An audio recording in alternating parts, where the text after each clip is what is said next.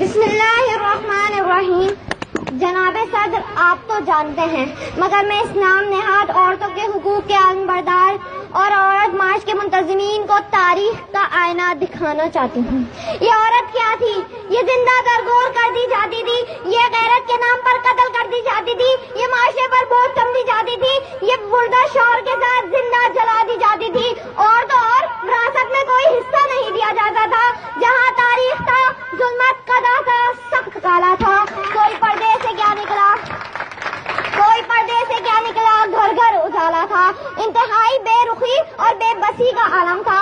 یکایک رہا درم بیڑے گل موجے بلا کا، ادھر سے ادھر ہوا پھر رخ ہوا کا. اسلام نے کہا نہیں، یہ تیری ماں ہے، ولا تقل لما اف تک نہ کہنا، اس کی خدمت کرو جنت مل جائے گی. یہ تیری بہن ہے، اس کے ساتھ اچھا سلوک کر عمر بڑھ جائے گی.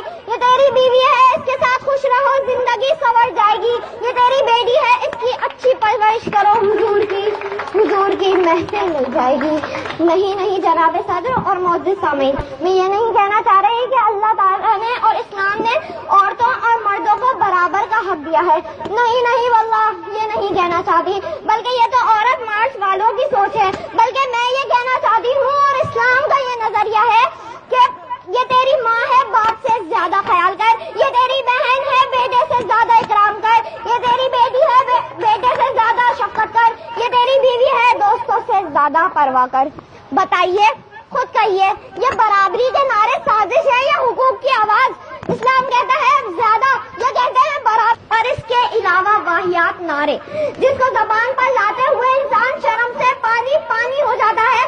اللہ فرماتے ہیں یہ جسم تمہارا نہیں، اللہ کی دی ہوئی امانت ہے. ہن لباس لکم وانتم لباس لہم، تم ان کا اور وہ تمہارا لباس. شادی نہیں، آزادی کی ڈیمانڈ کر کے عورت سے ماں کا مرتبہ چھیننا چاہتے ہیں، یہ عورت سے بہن کا مقام لوٹنا چاہتے ہیں، یہ بیوی سے پاک دامنی چھیننا چاہتے ہیں.